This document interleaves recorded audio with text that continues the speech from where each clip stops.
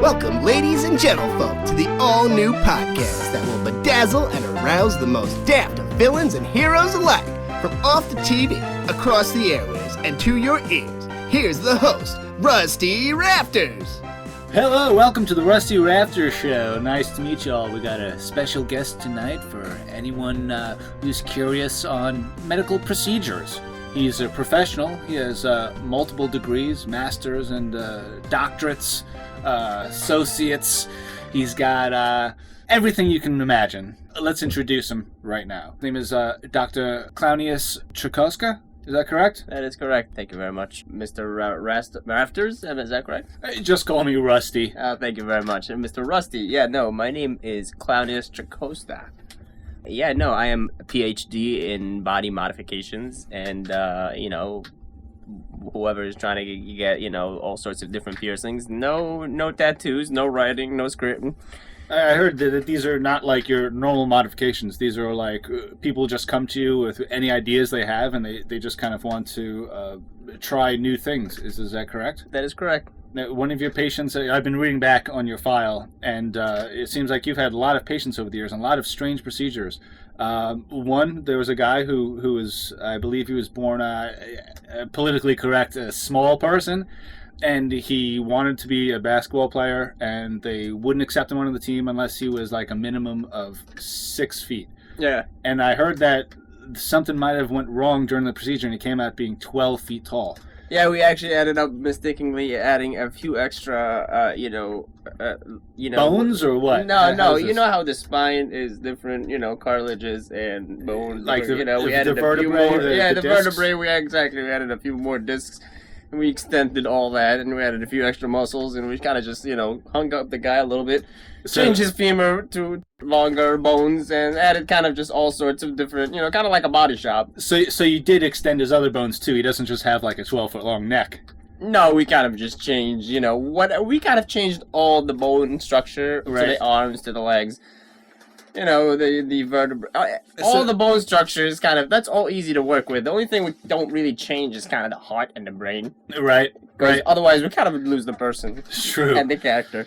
True. I did have a great uncle who went into a brain transplant surgery, and they couldn't find the brain of the original patient, and so they replaced it with a wet sponge they found sitting. The nurse handed him a wet sponge. No, it's not a sponge. So you've actually done this procedure yourself? Yeah, of course. It's kind of a standard procedure in the medical field. Come on now. Right? See, I wouldn't know this. I guess my great uncle was just unlucky, and they just accidentally put a sponge in his head. No. Either that or he always had the sponge in his head, sir. They might have removed the sponge. They may have removed the sponge from his head. So I would call that a successful medical procedure, because if anything, they did improve his medical status, because they did remove a sponge from the gentleman's head. Maybe that's kind of a bad thing to have in the head. Right. But they couldn't find his brain though. Oh, if you think about it, that's kind of an experimental. Is it common to lose people's brains when they do go in for a normal procedure? This is is where we get to learn, because every case is so different. True. Maybe the sponge was actually essential to the function of his brain. So yeah, you know what I'm saying. So maybe when we removed it, he might have been born with the sponge. Maybe he used to use it to think or something. True. You know what I'm saying. That's the thing. We don't know how the brain functions after all until things go wrong. That brings up another good point. That's what I'm saying. That's the whole thing. That's why the whole thing is so experimental. That's right. This brings up another good point now. Like, how far do we have to push this whole medical doctrine when we don't even know if people can actually be born with a sponge in their head? Like, who are we to say we're the ones to remove the sponge from this guy's head when he may have been born with it? That's what I'm saying. It's a very divine question after all. True. So basically you just work with people who volunteer for these, or do they actually pay for it?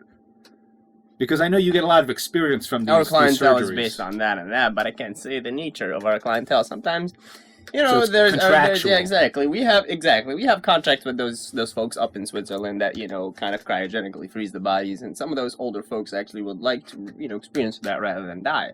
True. You know what I'm saying? They pay like millions and millions of dollars. You know, our clientele is very, very up there. So some of those, you know. Now, when they go to get cryogenically frozen, do you actually do it, or you just discard of the bodies just say, write it off? I said, sir, we are contracted with them, but they do take care of that whole process up in Switzerland. But we ship out our clientele there. We just kind of market our their business for them here in the West. I hear that company actually also is well known for producing Swiss chocolates. We're not contracted with them like that much. Oh, okay. So you don't actually do much business with them. So I can't really ask you too many details about this company. Due to business liabilities, we can't go into that kind of angle of their business. Our business though, we do body modifications. If you're so interested, are you interested in being cryogenically frozen? I'll hook you up with a number. So I'll definitely take that number. I'll give him a call after the show. We can discuss a little bit. It's something that I've always wanted to do, is just kind of, live or at least be around forever. So maybe they can freeze me. I'll get in contact with another company that can launch me into space. And, that's something. We've always wanted to establish kind of a medical environment in space. We always wanted to be in that environment. But the thing is, you have to be, you have to have a lot of medical credentials in the medical field to be even considered to be a, space field kind of guy. True. So I just kind of contacted my fellas up in SpaceX, and they just kind of, catapulted me and my team up there, and we just decided to launch our own program. And this is something else I want to talk about, now that you just brought that up, because I remember in order to go into space, you need mass amounts of training, and I heard that you were doing like 100 hours a week of astronaut training. Can you tell us a little bit about that? With XXX? Was that the name of the company? That's the name of the space station that catapulted us up there with the you know what I'm saying? Yeah, so tell us a little bit about how they got you prepared to become, fit like an astronaut in order to get to the space station. Well, to be part of the medical staff. Well, the CEO and the CFO of XXX are so into body modifications that you could only imagine what they wanted all down there.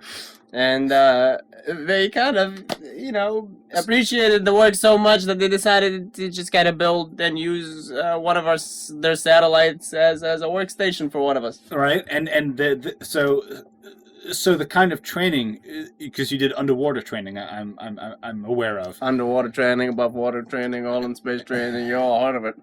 Now, how did you find the time to continue the space astronaut training and continue in the medical field, leading? Not only is he in the medical field, folks, but he is the leading experimental body modification expert out there.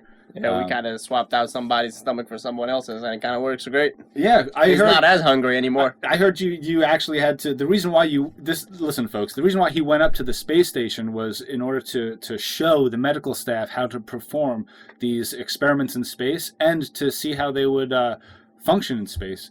So he and you don't know how quick internet is unless you've been on a satellite. Right. We literally have offices on this fucking thing that's traveling around the globe so quick that you have no idea what the hell's going on. Right. It scares me. It's you think those things are just out there just collecting information bullshit. They have little spaces on them, and kind of crazy to me. Hey, dude, I am scared. Satellites keep me awake at night. I have nightmares about satellites all the time. But you should go on one of them. I'm going to take the next ride up. They sometimes crash into each other. If you can make a deal with the people at AAA, I'll be on the next spacecraft going up there. Yeah, no, you think people are just chilling on the ground here. They're chilling right above you, too. So that's what they're doing. I heard that you had to perform 2 different experiments on 2 different astronauts up there. One wanted his lungs to be on the outside of his body in order to breathe in space. Yeah, he wanted to decide, he decided to have 4 lungs. So you added lungs to him. Exactly, yeah, but we changed the original 2 and we added 2 more. So were these artificial lungs created or were these donated? No, we kind of used dead bodies. Oh, really? So you just go around and scoop up anything you can from the... No, we kind of use... We have our providers. We can't contracts. Gotcha. So we can't talk about it. Yeah. All right. So our providers are all legal. They're, So after we're talking about offices on satellites and shit. Come on now. Do we have offices? I've heard our providers are very Come on, like it's Provisional? kind of it's I don't even know what to tell you. Are your providers It's past confidential. It's kind of crazy to me. They provide. That's They the provide. important part. That's the important part. So no, exactly. But we do change. But back to the patient. Wow. We changed the original 2, and we added 2 more lungs, and the pulmonary patient is kind of feeling great right now. So astronaut Alfred Goldfed, the one who had the transplant or the additional lungs. Yeah. He Past putting the patient's name there. Yeah. Yes, sir. He lasted a full 48 hours before he died, walking in space without a spacesuit. That's his liability, sir. And you are completely behind everyone's option to get any kind of procedure they want, and you help them? Yes, sir. You just have to point in the direction we get you in. Really? Can you tell us a little about the other astronaut? I believe she had modifications in order to hit multiple buttons at once. She wanted, 6 arms, right? She got 4 more arms attached to her body so she could be in the spacecraft hitting all these buttons simultaneously. Yeah. Very experimental, but it worked. Tell us a little bit about that, will you? No, we added a few arms to her. So we added one right below the elbow and right above the shoulder, right there. Right. You know, the right top left deltoid right there, and one right below the elbow right there. Right. And that's all. That's all the arms you need, man. So she's actually got the arms attached to her arms. not Yeah, exactly. directly She to her has body. full, Extended motion. reach. Wow. So we have no idea how these people are going to cope once they come back to Earth. No, these people are ballsy enough to jump into these experiences, and they always signed up for it, and they're ready to do whatever. Really? Yeah, we have this little paper they sign. It's all paper. Paper. People just follow paper, and so it's fine. It's all just contracts. They just sign, Contracts, and they're all just contracts. fine. They're fine with it. It's business. Wow. It's kind of great. Now, so can you tell us a little bit about your experience in space, and how did you enjoy zero gravity? You just, get used to that bitch and move on. I couldn't have said it better myself. Yeah, no, as a human, you just learn to adapt. Yeah, I've never been to space yet. I've had offers in the Come on, past. we're but- offering body modifications. We can kind of, there's a little bit of fluid in your middle ear, and you get up there, and you're kind of all woozy and shit. in my middle ear. Yeah, I don't have one of those modifications yet, but I'll consider getting one. no, what we call medically a middle ear. Yeah? Yeah. Oh, okay. We install a little device right below that, keeps you all coordinated. Oh, wow. So does this work on people who are uncoordinated? Or Works on anybody who's feeling woozy up there. Really? Wow. Does it also prevent, if someone were to drink alcohol and get really drunk, and then get this, would they become sober? It depends really on why they feel woozy when they're intoxicated. If the person that's feeling woozy when they're intoxicated is due to the fact that, the fluid in their middle ear is all sorts of woozy. So it's a very simple procedure, basically. Is it one of your more simple procedures, you're saying? Removing the fluid from the middle ear. Yeah, we just add a little thing right below it. Keeps you nice and coordinated. It's kind of a body modification that a lot of soldiers also get. Oh yeah, really? Unfortunately, a lot of this has already been militarized. Oh, wow. But this is past that. But we're talking about people getting this shit cosmetically, too. Right. So a lot of these body modifications are also pushed for by the military-industrial complex. And are you working with any programs to create super soldiers? We can't. You Contract. can't disclose. You can't say. That's their Even on the Rusty Rafters business. show. We can't. Even on the Rusty Rafters shows, that's something that they could disclose, but we can't. And our research is something else. They create some interesting stuff with the things we do, though. Right. I can only imagine how far they push your procedures, because like we talked earlier, the little person who is extended beyond 12 feet has put you in the Guinness World Records of not only you but also him for being the world's tallest person, and for you being the first doctor to perform such a surgery, and it happened all accidentally too. So it makes me wonder about other procedures. Can you describe some of the most obscure procedures you've had to do for patients?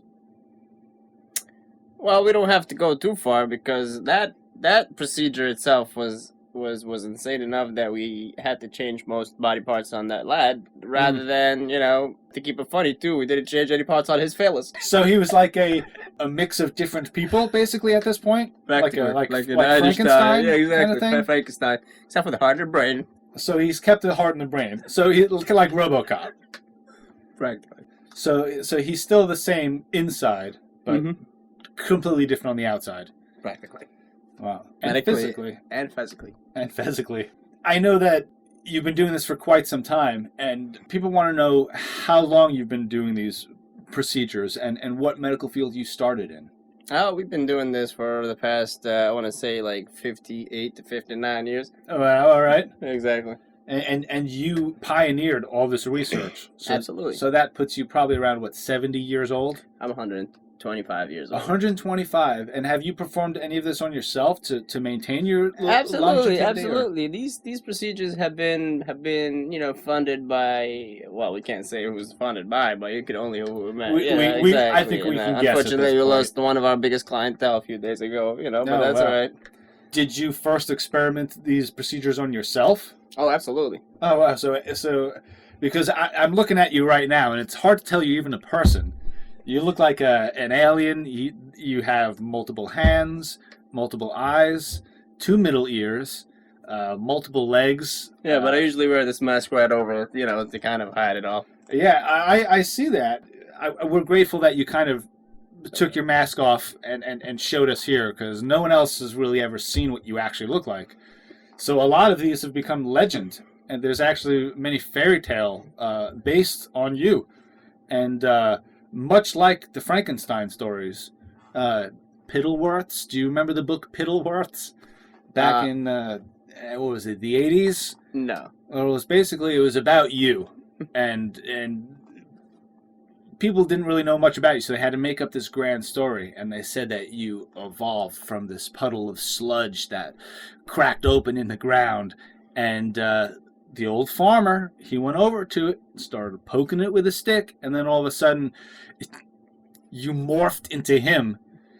And people don't know if you're an alien or not, but people think this is make-believe. Is this true, or just these strange fascinations people have with you, Doctor? Strange fascinations. Strange fascinations. So you failed experiments, and we only work with successful experiments. We don't even know what that sounds like. Some Men in Black shit. See, that's the thing. Is a lot of people, they hear about these experiments you've done. Some of them have been in the papers, but people don't describe them fully. So now it's become legend.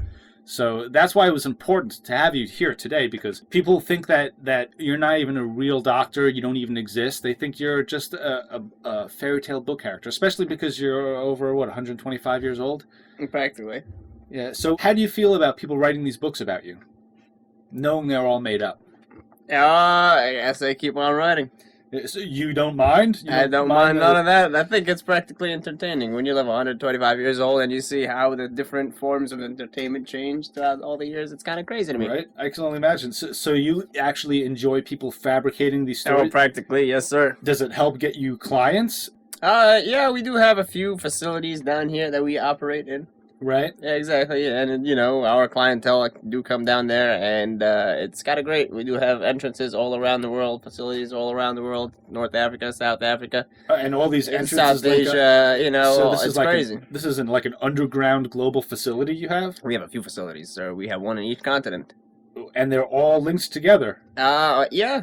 That's amazing. Do you we guys have one at least in each continent. Understood. Yeah, we have a few languages. That's a standard for all of our employees. Really, and I hear you're not really allowed to speak it at all because it's supposed to be kept secret. Well, all of our languages. You're supposed to. It's exactly. Well, and is this a myth? Now I heard because people have talked about underground facility, but I didn't know it was that grand and big. The fact that we make people survive longer and longer, that's kind of a big business. Right. The reason why we live so long is because we modify ourselves. That's what's so different than all these other modifications. Successful modifications to myself. Right. I mean, that's the idea. It's really amazing to see these body modifications, and even though 50% of these surgeries go wrong, it's still worth the risk to a lot of these people, Mm-hmm. And it really is quite an eye-opener. And it's just another reason we needed you here to clarify some of the stories we've heard about you, these things people have made up. All those big last names myths. you hear have been our clientele. We don't want to say any of them, but Really? Yeah. Exactly. All these people that built countries and all that kind of thing. Right. You think they're assassinated, but they're never dwarfs. assassinated. They take their bodies and they put them in different humans and they let them live on. Wow. Yeah, and some of them actually come back.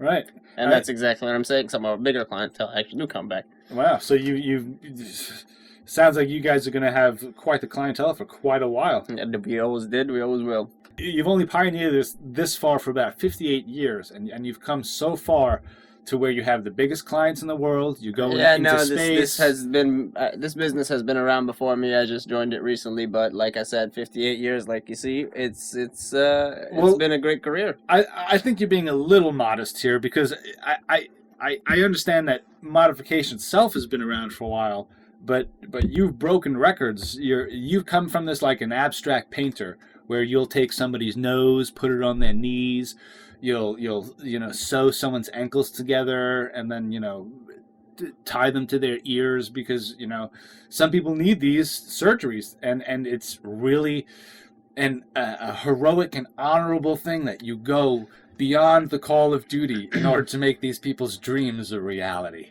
Exactly. Basically. I joined these facilities, this company back in when I was 67 years old. Right. Wow. They had changed my skin, they changed my everything, and I'm old as shit. Right. But they changed all the hardware practically, and we added more. Right. So I mean, the only thing you have is the same heart and brain, like you mentioned earlier. Is that true? Those live on. Wow. And so eventually, I know there's a lot of money being put into automatronics as well. And do you eventually ever think of having your head on just like a floating jetpack flying around instead of a body? No, we've always thought about putting electronics on bodies, and we said, no, fuck that. Flesh is better. Yeah. Flesh is better. That's what they say. It really opens my eyes and really blows me away, and especially that you've been able to take the time to, in your busy schedule, to come here and share your stories with the audience, with me, and it's quite an amazing endeavor. So the world is thankful for everything that you've done and continue to do. Mm-hmm. So thank you very much. And is there anything else you'd like to say to our audience? I want to say, if you're interested enough in our business, you'll find a way to find us. Yeah? Yeah. Is it like that's it. Well, you heard it, folks. The best way to contact them, you'll know it when you need. Professional and profound. Thank you so much, Dr. Clownius Tracosta. Tracosta. Tracosta. Tracosta. Yes, sir. Thank you so much. Well, you're welcome here any other time on our show. If you guys want to stick around for our next show, just stay tuned. You know where it's at. This is the Rusty Rafters Show. Have a great night, Doctor. Thank you. You as well, Rusty.